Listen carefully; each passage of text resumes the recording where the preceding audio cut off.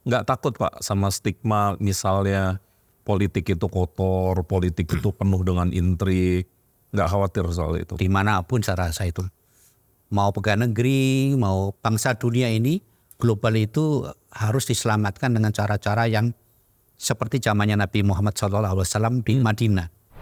Jadi saya rasa cara melihat pemetaan dari masyarakat itu harus dilihat dari culture-nya, dari sosial antar interaksi warga dan keagamaannya itu sangat berpengaruh. Dan sangat spesifik ya Pak. Iya. Yang terjadi di Brebes belum tentu di wilayah lain, tapi kalau Pamekasan. Kalau Nahdien kebanyakannya Begitu ya Pak? begitu. Komunal sekali. Sangat komunal. Ya saya ingin bahwa kita ini sebagai bangsa yang merdeka, mandiri, jangan jadi bangsa pengemis. Oh bagus tuh. Kita Jangan jadi bangsa pengemis. jangan minta, jangan selalu minta orang lain mengasihani, tapi fight for yourself. Karena banyak pengalaman orang-orang hebat itu justru dari orang yang sangat kekurangan menjadi hebat.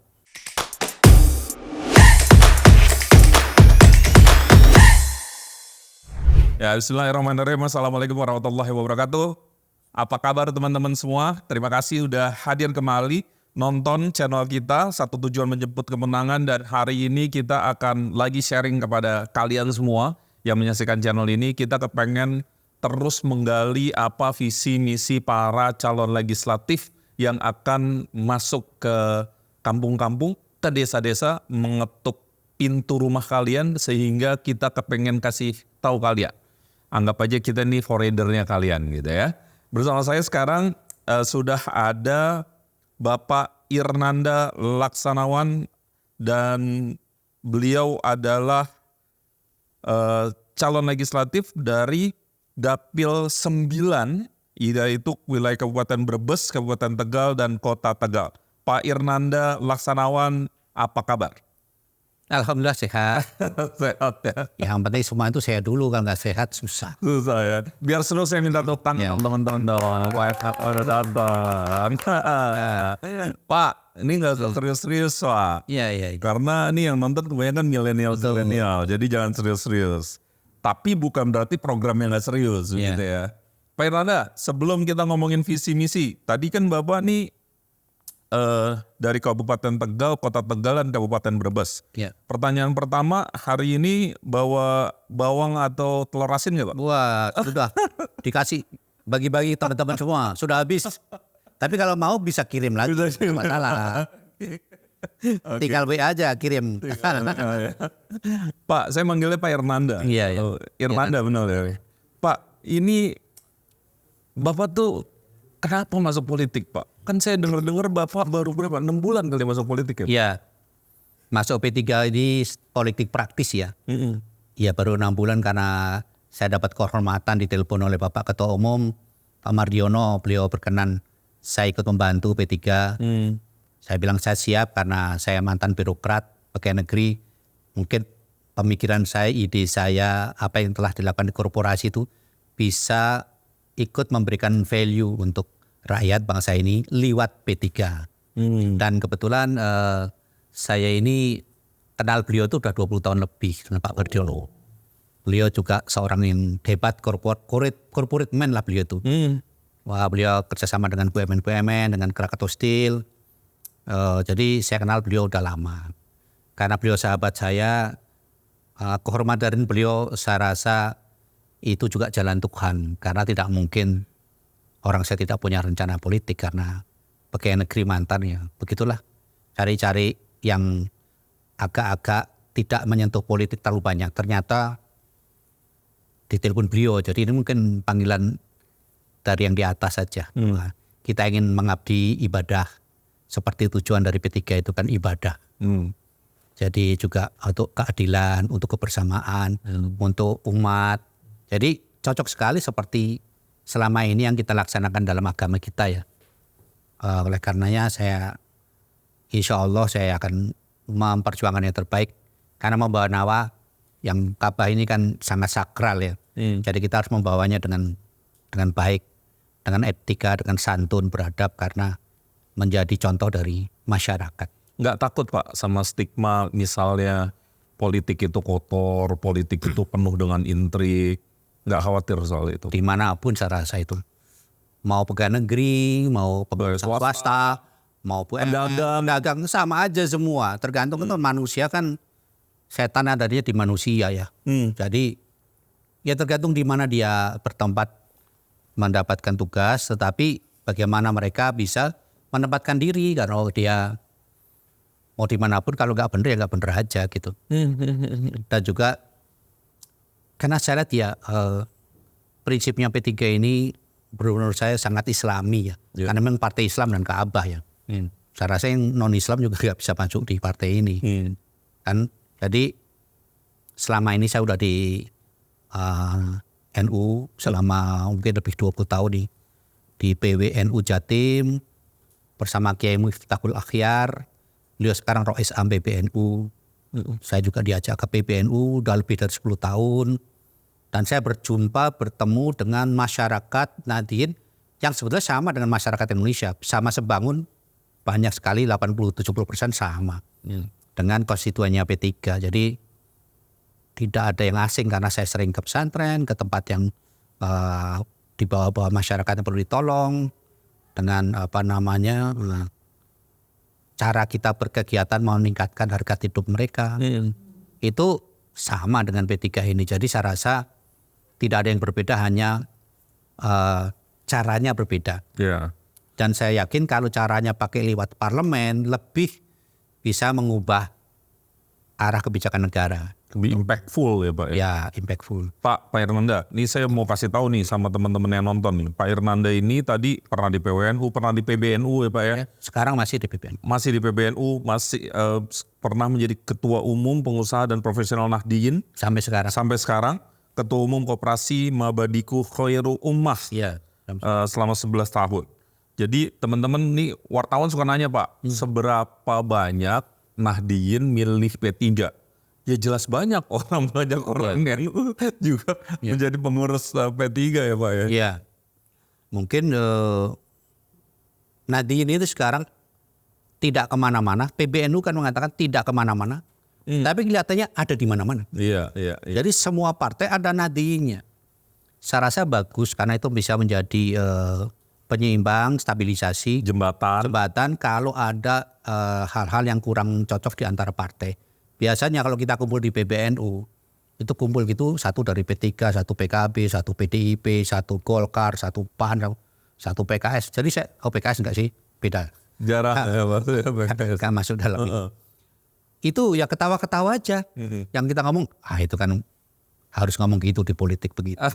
Jadi caranya memang berbeda tiap partai. Cuman intinya sama. Jadi bagus juga sih PBNU mengatakan kita netral, tidak di mana-mana, tapi bagus karena ada di mana-mana.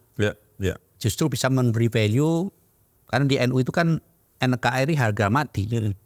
Dan kita harus mengamankan negara ini, negara bangsa ini, tanpa ras atau rasis, semua dianggap sama. Karena dalam Islam itu kan bukan ilmunya untuk ilmu orang Islam saja, tapi untuk orang yang manusia, berbangsa dan bernegara. Jadi saya rasa kalau itu semua partai mengatakan begini, negara ini aman, tidak seperti di Yaman atau di Afghanistan atau di manapun yang sangat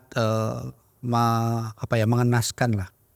Apalagi Palestina seperti itu. Jadi kita semua tuh sangat concern bahwa bangsa dunia ini global itu harus diselamatkan dengan cara-cara yang seperti zamannya Nabi Muhammad SAW di Madinah.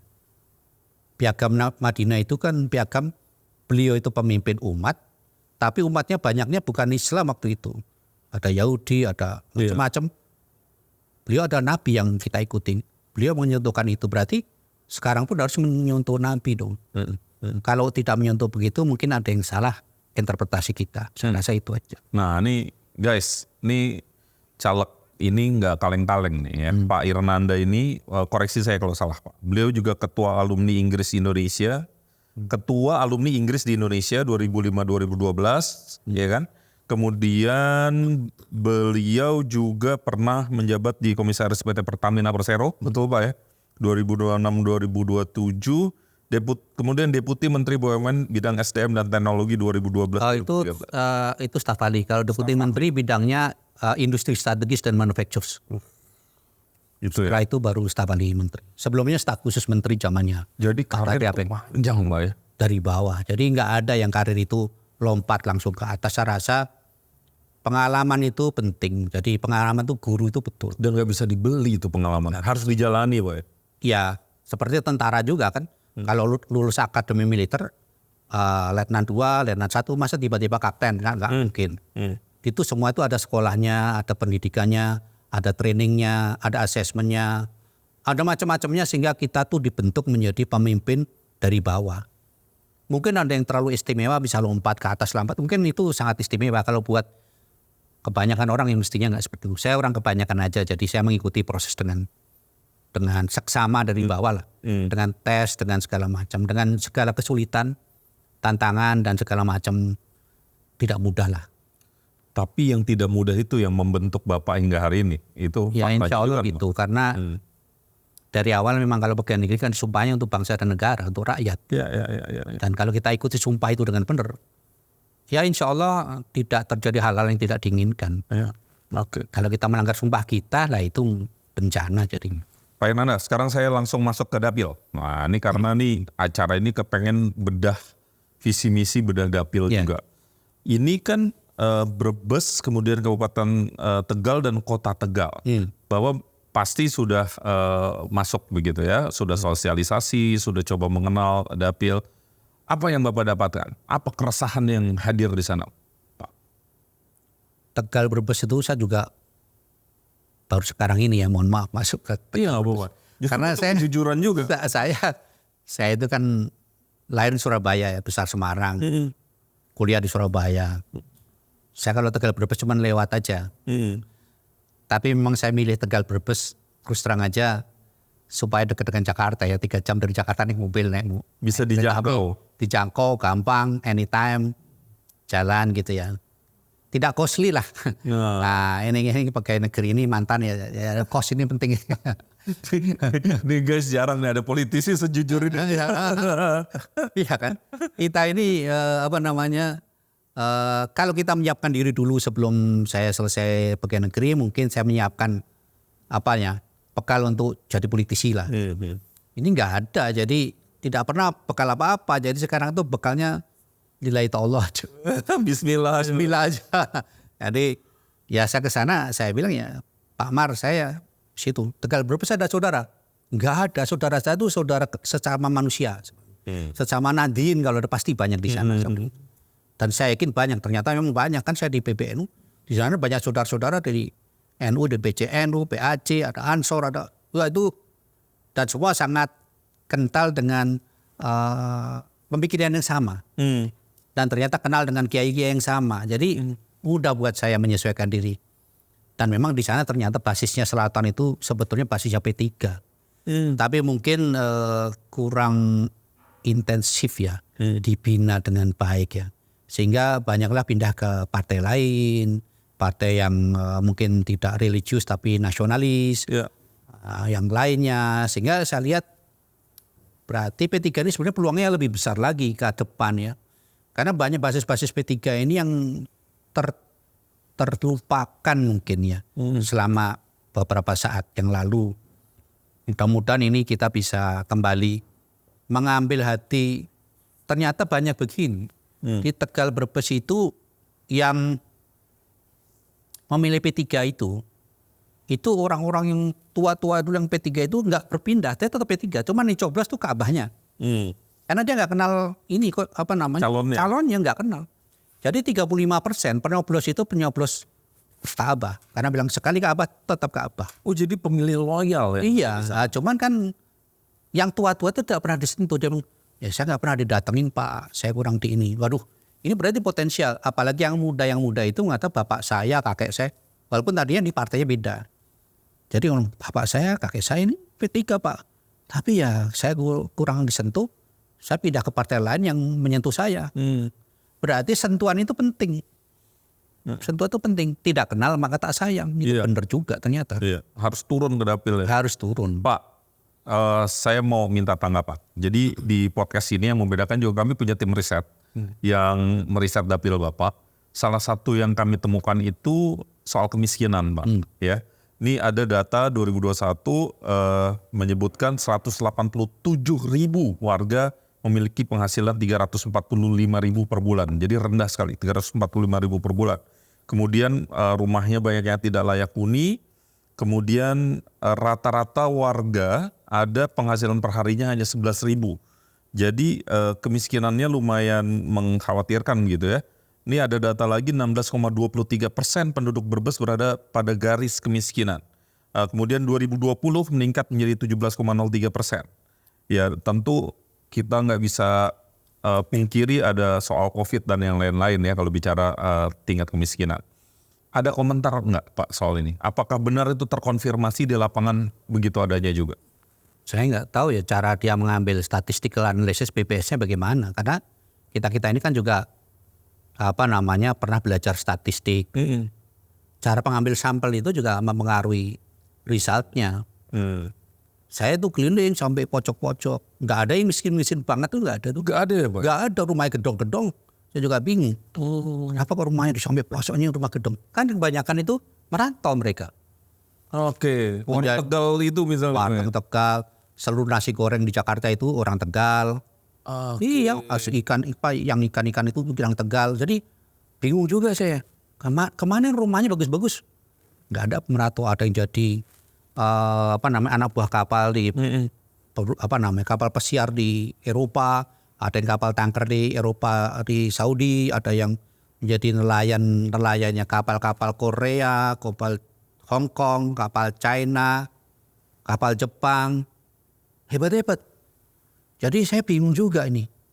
Karena ternyata dalam dapil ini, dalam berapa kali pemilu, 35% itu nggak nyoblos DPT-nya. Oh ya, 35. Tidak nyoblos. DPT itu kan semua yang terdaftar. Tapi orang terdaftar itu kan nggak di situ. Iya. Lagi merantau jadi tenaga ahli apa di Iya buka. kapal di mana itu Dan nggak pulang. nggak pulang. Jadi 35% itu hilang. Walaupun DPT-nya 2,9 juta. Yang nyoblos paling 2, sekian. Nanti yang legal atau yang sah itu berkurang lagi 20% lagi. Oh sedikit sekali. Nah, jadi Lossnya banyak ya. ini saya rasa saya tidak tahu ya. Karakter orang Tegal Brebes itu perantau. Mungkin kayak orang Padang kali. Kayak orang Sumatera ya Pak. Iya. Dan kalau nggak merantau tuh mereka merasa, ya kamu masih kurang hebat gitu. Nah, ada suasana batin itu ya. Harus merantau gitu. Oh, oke. Makanya mau jadi tukang nasi goreng di sini hebat ya. Ada juga yang saya tahu ada desa pengemis di Brebes. Oh iya tuh. Sempat Desa pengemis itu, rumahnya gedong-gedong kayak di model Spanyol. 6 bulan doang dia, nanti balik lagi dia petani bawang dia. Oh. Kaya-kaya. Saya juga bingung.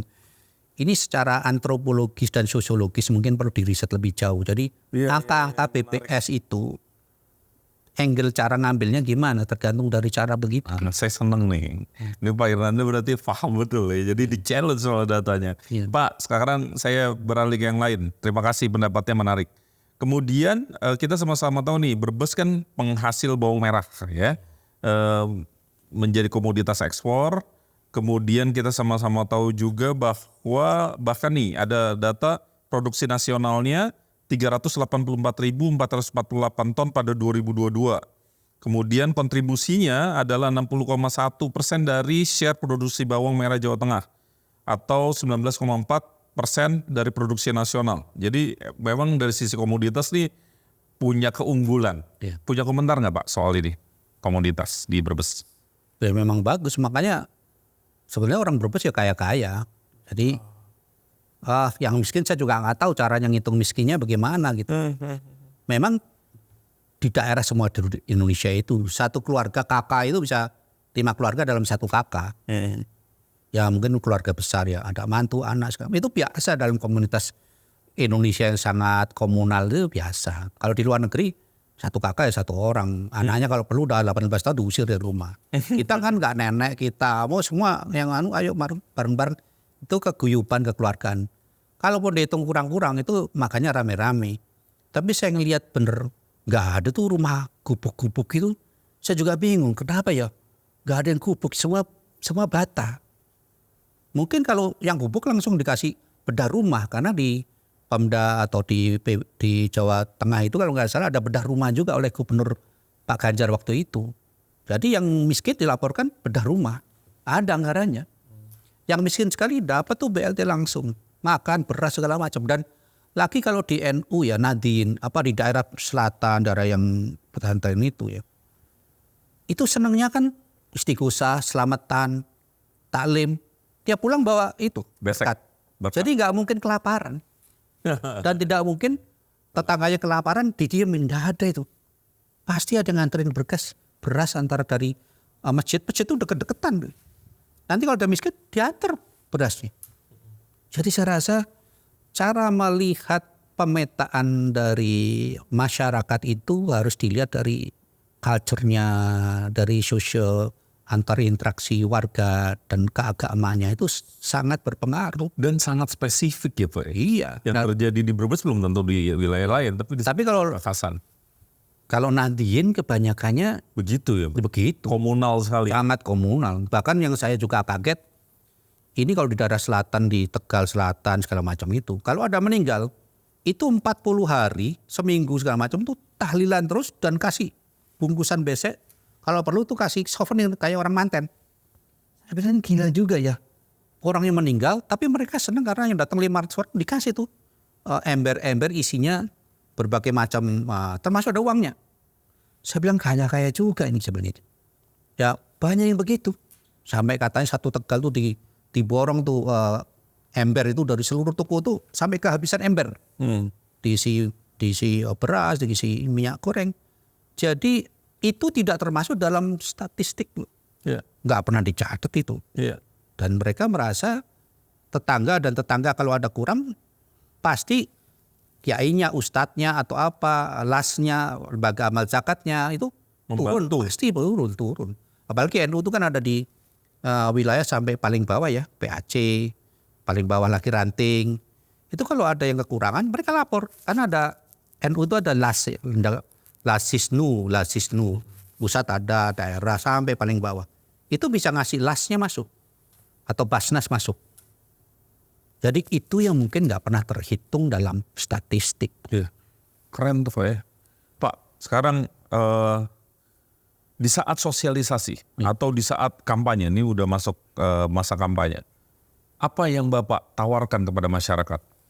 Ya saya ingin bahwa kita ini sebagai bangsa yang merdeka, mandiri, jangan jadi bangsa pengemis. Oh bagus tuh. Jangan jadi bangsa pengemis. Jangan minta.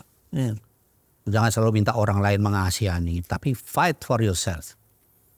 Karena banyak pengalaman orang-orang hebat itu justru dari orang yang sangat kekurangan menjadi hebat. Ya kalau kita lihat salah calon-calon presiden kita ada salah satunya misalnya Pak Ganjar ya. Dari seorang purnawirawan polisi yang mungkin pangkatnya juga menengah bawah ya. Putranya 6, jadi semua orang hebat. Padahal kekurangan, makan aja kurang, ini kurang, sekolah nggak bayar. Jadi tuh harga diri itu nomor 1 menurut saya. Bangsa ini harus punya harga diri. Jangan mau dijual dengan 100.000, 50.000, habis itu kamu ditipu 5 tahun. Janganlah. Terlalu rendah harga diri kita ditukar dengan 50.000 dalam 5 tahun. Tapi kita bersama-sama membangun bangsa ini. Contohnya begini. Di Tegal itu dan Brebes itu tanahnya luas banget. Cuman tanah itu kalau dekat dengan waduk gitu, dia bisa panen padi 3 kali. Agak jauhan 2 kali. Agak jauhan lagi sekali. Tergantung air. Iya. Dan ini kalau sudah padi nanti jadinya habis jagung terus nanti kacang panjang atau semangka atau apa. Tapi yang dekat dengan waduk padi semua, saya juga bingung. Kenapa kamu nggak ikut nanam jagung? Kelihatannya padi nilainya paling stabil. Dan ternyata kalau ada harga turun naik, mereka nggak jual tuh padinya. Ditaruh di rumah untuk makan Saya juga baru tahu. Untuk makan Pak, daripada si jual juga cuman dapat margin kecil gitu ya. Saya nanti harus beli beras lagi. Saya bilang wah inilah mandiri pangan sebetulnya itu seperti itu. Iya. Saya lihat kembali bahwa ternyata di situ kan pertanian ya, tidak semuanya bawang. Di situ agriculture juga banyak tanaman hortikultura itu banyak banget di luar bawang. Jadi menurut saya itu harus ada kekhasan khusus seperti gini ya.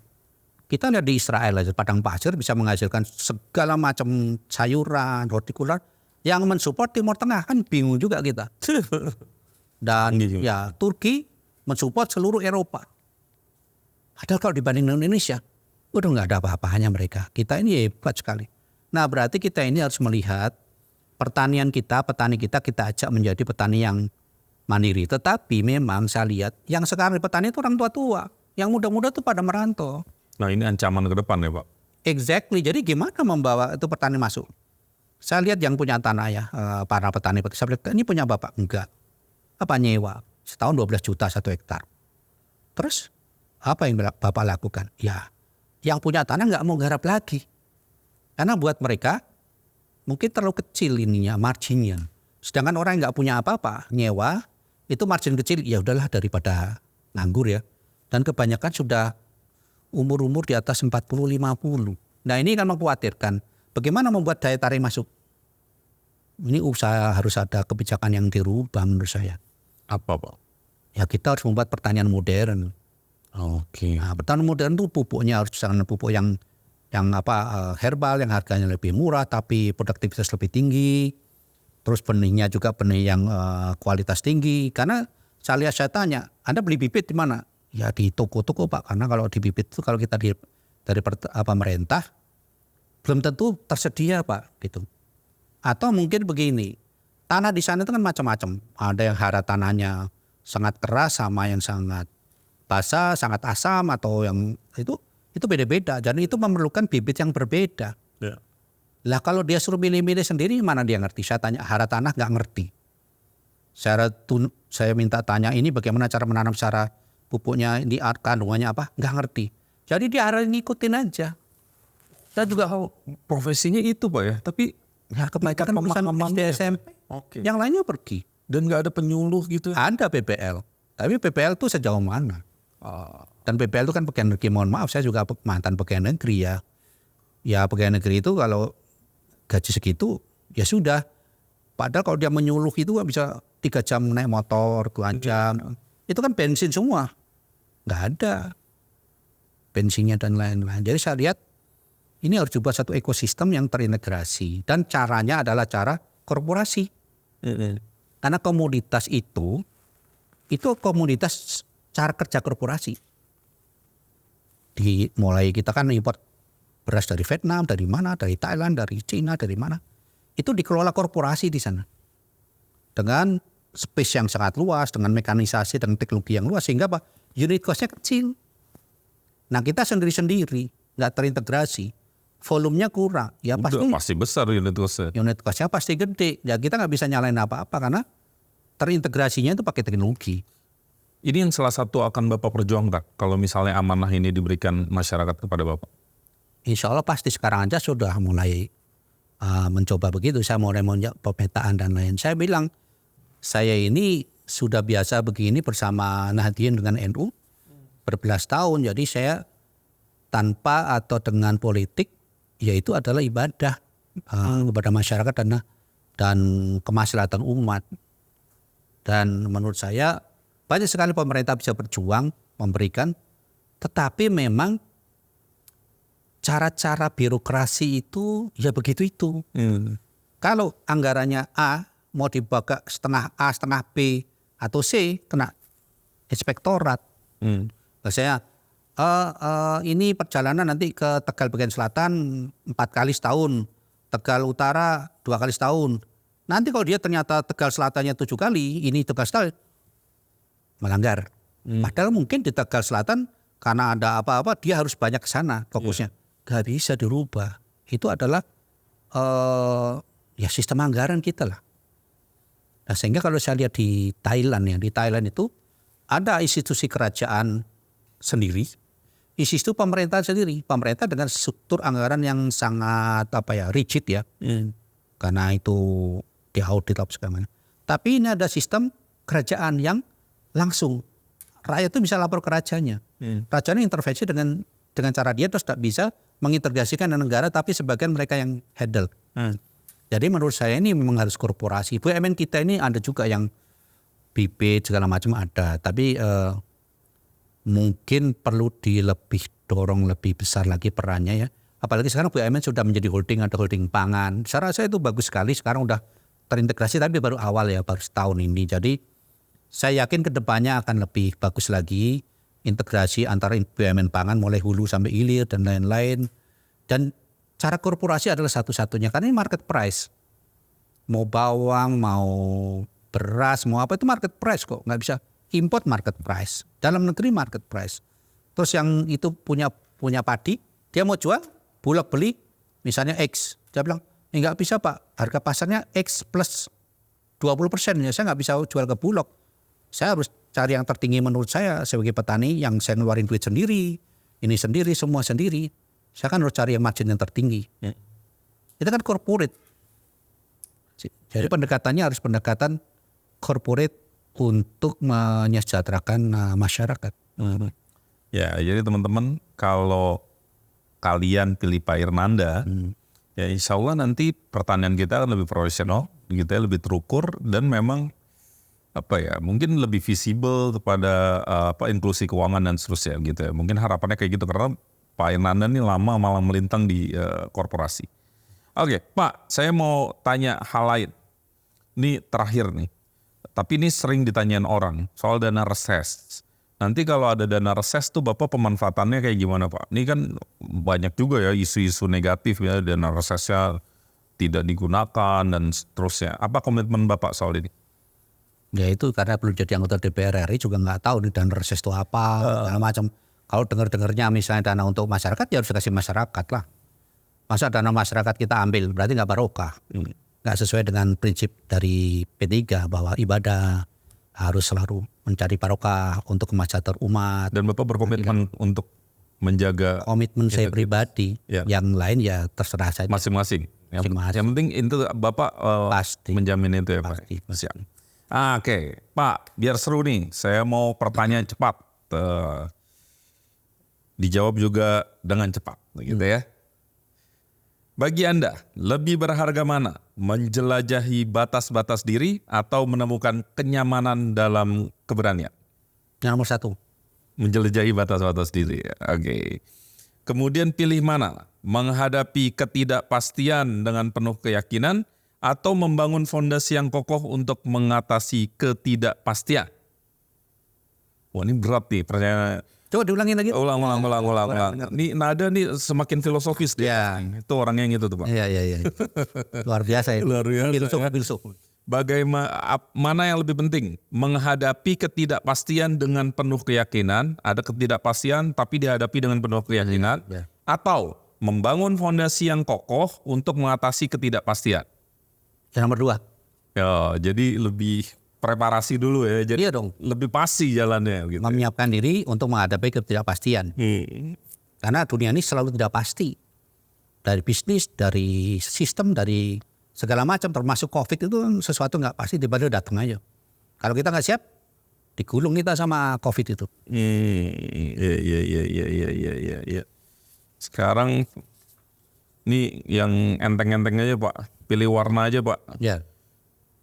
Putih atau hijau Pak? Hijau. Tiga ini hijau gimana? Masa putih? Ada putihnya sih.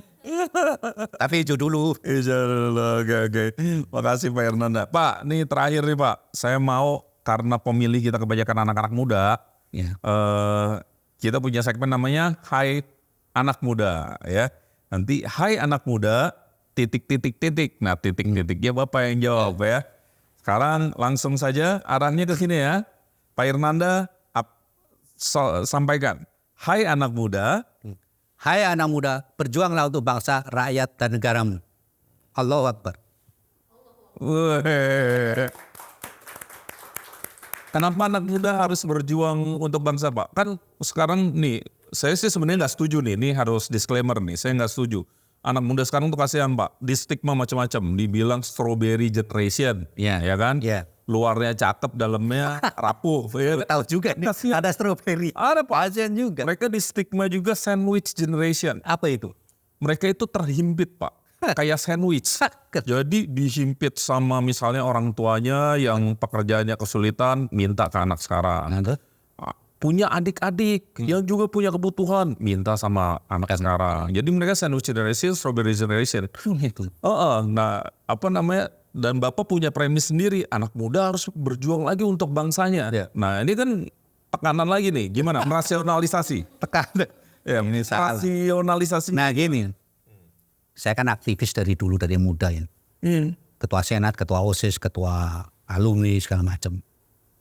Itu kan kita nggak pernah minta kepada siapapun. Kita memberi pada bangsa ini, pada teman kita, pada komunitas kita. Siapa lagi kalau nggak kita yang berjuang? Kalau anak muda ini kan 10 tahun lagi pemimpin bangsa. Kalau Anda lagi menjadi lembek-lembek gitu, negara ini mau jadi apa? Lihat ya contoh-contoh yang di Palestina, intifada. Intifada itu berjuang, memperjuangkan diri untuk merdeka dengan cara jihad. Jihadnya macam-macam kita ini jihad. Jihad dengan caramu memberikan kontribusi pada komunitas, pada negara, pada bangsa, dan memperjuangkan kebenaran. Yang paling penting ya, Allah itu selalu akan mendukung yang benar dan kebenaran sesuai dengan firman Allah.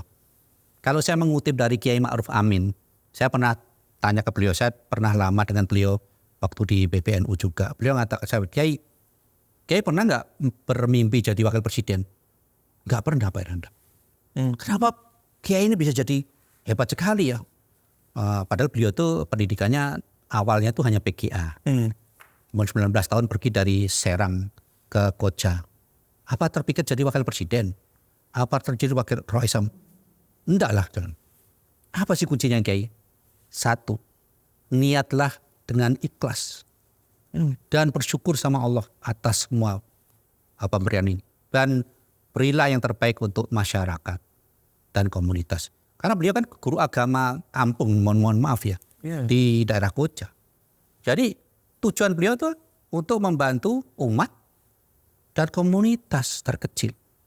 Dan ternyata jadi wakil presiden Republik Indonesia. Itu kan garis tangan Allah. Jadi kalau menurut saya, kalau kita niatnya ikhlas tulus untuk Allah, Allah memberinya tak terbatas. Tapi kalau Anda untuk diri sendiri, ya sudah diri sendiri itu aja yang Anda dapatkan. Makan mungkin kurang. Karena sebaik-baiknya manusia adalah yang berguna, bermanfaat untuk masyarakat. Khairun nas anfa'uhum linnas. Itu yang penting. Jadi menurut saya, tidak ada tuh kita ngomong strawberry, tidak strawberry namanya. Sultan Salahuddin apa itu yang membebaskan Bizantium itu umur 29 itu. Ya. Dan memutar balikkan. Dan kebanyakan kayak pejuang-pejuang kita yang hebat-hebat tuh kayak pendiri peta itu Supriyadi, umur 27 dia. Bertemu dengan kolonel Belanda. Pak Harto umur berapa jadi letnan kolonel yang pejuang dengan Belanda. Jadi melawan Belanda itu. Jadi menurut saya itu tergantung dari diri sendiri. Yang melabeli orang lain boleh-boleh saja. Tapi dalam diri kita harus tanamkan Anda adalah salah satu calon pemimpin bangsa. Kalau tidak, orang lain akan memimpin Anda. Pimpinlah dirimu dulu sebelum dipimpin orang lain. Jangan mau dipimpin oleh nanti barang-barang dari Cina segala macam. Kita jadi market, kita jadi beli produknya dia terus kita nggak kerja gara-gara semua pekerjaan sudah diambil oleh barang-barang dari luar semua. Jadi kita harus berjuang untuk mempertahankan kemandirian bangsa ini dan harga diri bangsa. Harga diri bangsa itu ada di harga diri setiap manusia Indonesia, terutama yang muda. Karena saya itu. Keren. Mudah-mudahan menggugah ya teman-teman muda untuk tadi berjuang untuk bangsa dan negara. Soal nanti Anda ada di mana, ada garis tangannya, dan biasanya kalau ikhlas itu akan ditinggikan ya Pak ya sama Allah ya. Pak, terakhir untuk konstituen Bapak, pemilih Bapak nih di Tegal, Brebes, apa pesannya Pak? Monggo Pak, apa aja boleh. Pesannya harus menjadi pejuang-pejuang masa depan untuk bidang agroindustri. Agroindustri itu oleh situasi saat ini sangat mengkhawatirkan. Globalisasi pangan ini akan masing-masing negara meng-keep untuk dirinya sendiri. Dan negara ini banyak masih import dari luar negeri. Anda bertanggung jawab untuk membuat tidak import. Caranya dengan apa? Teknologi. Caranya dengan apa? Sistem korporasi. Nah, ini bagaimana caranya pemerintah. Insya Allah kalau saya diizinkan Allah dan diridhoi Allah untuk menjadi wakil rakyat di sana, tentunya saya akan menggunakan ekosistem pertanian modern. Dan itu adalah tugasnya negara karena taxpayer money. Uangnya pajak masyarakat harus dikembalikan menjadi suatu ekosistem yang terintegrasi. Karena kalau yang terintegrasi itu harus pakai rule yang melihat apakah tanah ini haranya bagaimana, kualitasnya apa, airnya apa, lembabnya apa. Sehingga tahu tanaman yang paling cocok di sana adalah ini, pupuk yang paling cocok ini, pupuk tiap pakai IoT, Internet of Things. Jadi semua digitalisasi. Dan sekarang digitalisasi murah kok. Bukan sesuatu yang aneh dan mahal. Dan anak sekarang, pemuda-pemuda sekarang pinter-pinter. Anak-anak sekarang luar biasa pinternya.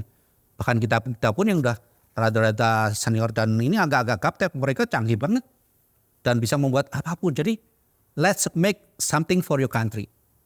Don't make for yourself. Don't be selfish. Oke, keren. Nomor 4. Nomor 4 ya. Jangan lupa P3. Jangan lupa P3 nomor 4 ya. Bapak Irnanda Laksanawan. Terima kasih. Wassalamualaikum warahmatullahi wabarakatuh. Waalaikumsalam warahmatullahi wabarakatuh. Wassalamualaikum warahmatullahi wabarakatuh. Waalaikumsalam warahmatullahi wabarakatuh. Itu tadi Pak Irnanda Laksanawan. Kalau Anda cocok sama visi misinya, percaya dengan apa yang beliau sampaikan, pilih beliau, begitu ya. Dan sekali lagi acara ini kami dedikasikan untuk pemilu berintegritas dan pemilih yang rasional ya. Apa pemilih rasional? Pemilih yang mendasarkan pilihannya itu bukan soal suka nggak suka aja, tetapi soal perjuangan apa yang akan dibawa, apa targetnya begitu ya. Jadi kita memilih seseorang itu yang untuk menyelesaikan permasalahan di lingkungan Anda ya. Jadi tonton terus channel ini, jangan lupa like, subscribe, share. Kemudian nanti video ini juga akan kami bagikan kepada konstituennya Pak Irnanda, insya Allah secara blast begitu ya, informasi ini mudah-mudahan bisa diasup. Dan sekali lagi kalau kalian suka sama informasi ini, tolong di-share. Terima kasih Pak Irnanda, sebuah kehormatan bisa Terima kasih. yang terbaik untuk Bapak dan juga tim. Assalamualaikum warahmatullahi wabarakatuh, sampai jumpa. Nah.